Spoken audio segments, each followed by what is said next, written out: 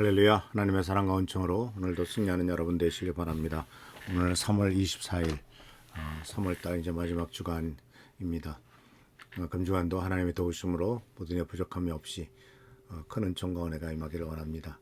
오늘 말씀은 지난주의 말씀을 다시 한번 생각해 보면서 사도행전 3장 1절에서부터 10절에 나타났던 사건, 즉 안준뱅이를 일으켰던 사도 베드로와 바울의 요한의 모습을 생각해 보면서 그것을 어떻게 우리의 실생활에 적용할 것인가 하는 부분을 같이 생각해 보려고 합니다.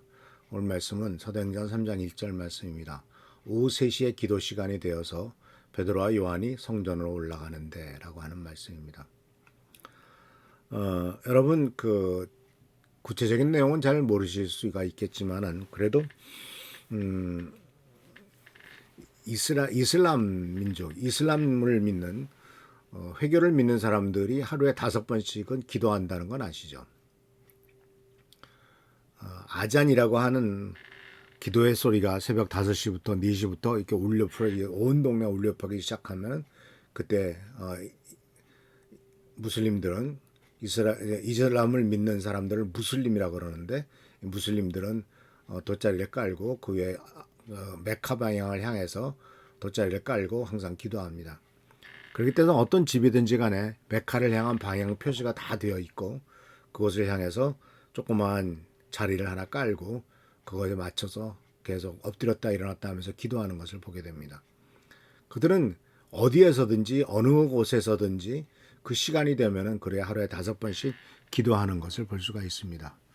우리 이렇게 하루에 5번 기도하는데 그 기도하는 모습이 참 형식적이라고 볼 수도 있고 어떻게 저렇게 하루에 5번씩이나 꾸준히 기도할 수 있을까라고 하는 것을 경이롭게 생각할 수도 있습니다. 그런데 이 이슬람의 기도는 꼭 이슬람 민족만이 아니라 구약 성경에서도 이스라엘 민족이 하나님 앞에 기도하는 시간이 있었다라고 하는 사실을 우리는 볼 수가 있습니다. 꾸준히 기도하는 시간, 그것은 우리가 구약 성경 속에서 잘 볼 수 있는 것이 바로 누구냐면 다니엘이죠. 다니엘도 하루에 3번씩 예루살렘을 향한 창문을 열고 예루살렘을 향해서 기도했다라고 하는 그러한 기록이 나옵니다. 사실 이 다니엘서 우리가 읽다 보면은 다니엘은 그렇게 기도를 하는 바람에 하루에 3번씩 꼬박꼬박 예루살렘을 향해서 창문을 열고 그곳을 향해서 기도하는 바람에 결국은 참소를 당하고 사자굴에 갇히는 결과가 가져오지 않습니까? 사자굴에 갇힐 수 있다라고 하는 사실을 그는 알고 있으면서도 하루에 3번씩 꼬박꼬박 기도했던 것은 이미 그 기도 생활이라고 하는 것은 어떤 위협과 어떤 법, 어떤 것으로도 그 기도 생활을 멈추게 할 수는 없었던 것이 다니엘의 생활이었고 삶이었다라는 사실을 우리는 발견할 수가 있죠. 오늘 말씀도 보면은 오후 3시에 기도 시간이 되었다라고 말을 합니다. 물론 그 전에 그 위에 그러니까 올해 하루에 3번씩 가는 여 같은 기도 시간이 있었습니다만은 이것이 아마도 낮에 기도 시간이었는지 3번째 기도 시간이었는지 모르겠습니다만은 어쨌든 오후 3시에 기도 시간이 되어서 베드로와 요한은 성전으로 올라가서 기도를 했다라고 합니다. 다니엘이 기도를 했을 때는 성전이 멀리 떨어져 남의 나라로 끌려간 상황이었기 때문에 예루살렘을 향한 문을 열었고 기도했지만 마침 베드로와 요한은 예루살렘에 있었기 때문에 그 예루살렘에서 있는 성전으로 가서 기도했던 것을 보게 됩니다. 우리는 여기서 무엇을 배가하게 되면 바로 이 기도 시간에 이제 역사가 나타나는 거죠. 그래서 우리는 여기서 배우는 것은 바로 뭐냐면 사도들은 기도하는 삶을 지속했죠. 아마도 이 사도들이 간절히 기도했다라고 하는 것에 대한 내용이 첫 번째로 아마 나왔던 것이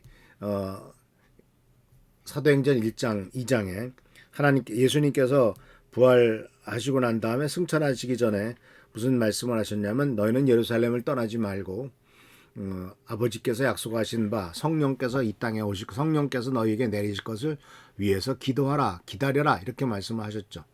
이 사도들은 그 말씀을 듣고 마가의 다락방에 모여서 10일 동안 간절히 기도했던 것을 기억합니다. 그리고 많은 사람이 그 얘기를 들었지만은 오직 120명만이 순종해서 10일 동안 간절히 기도했고 간절한 기도한 끝날이 마침 오순절 날이었고 오순절 날 성령께서 임하셔서 새롭게 이제 예수 그리스도를 구세주로 영접한 사람들의 모임인 교회가 시작된 것을 발견할 수가 있습니다. 자, 이와 같이 이 기도한다는 것, 그리고 꾸준히 기도한다는 것, 시간을 정해놓고 기도한다는 것은 기도 신앙생활에 있어서 매우 중요한 하나의 기준이요. 또한 신앙을 만들어가는 과정이다 하는 사실을 우리는 꼭 기억해야 될 것입니다. 바로 그때 이제 역사가 나타나기 시작하는 거죠. 사도들은 기도하는 삶을 이렇게 지속했습니다. 교회가 기도로서 시작됐고, 그래서 오순절 역사가 나타났고, 그리고 또 그 가운데 하나님의 영이 임했고, 또 방언이 임했고, 많은 사람이 하나님의 역사를 체험하게 되었죠. 그래서 우리들도 마찬가지입니다. 오늘 우리들에게 도전하시는 말씀은 바로 뭐냐면 하루의 일정 속에서 정기적인 기도의 시간을 정하고 하나님께 나아가는 습관을 기르시기를 바랍니다.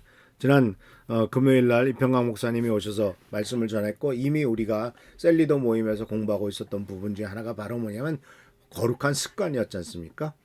습관이 사람이 습관을 만들기도 합니다. 그러나 그 습관이 또한 사람을 만들기도 하죠.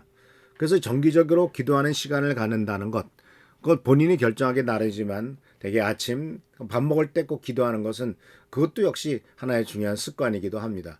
그래서 일정한 기간 동안 일정 하루에도 하루에 몇 번씩 몇 시간 언제 이렇게 정기적인 기도 시간을 정하고 하나님 앞에 기도하는 시간, 하나님 앞에 나가는 습관은 우리들의 신앙에 있어서 매우 중요한 습관이다라고 하는 것이죠. 이슬람도 하루에 5번씩 합니다. 진짜 신도 아닌 가짜 신을 믿는 그들도 그렇게 기도하는데 참된 하나님을 믿는 우리가 기도하지 않으면 되겠습니까? 이와 같이 기도에 힘쓰고 기도를 습관화하고 그래야 하나님의 놀라운 역사를 체험하는 우리 귀한 미랄교회 성도님들 되시기를 축원합니다. 기도하겠습니다.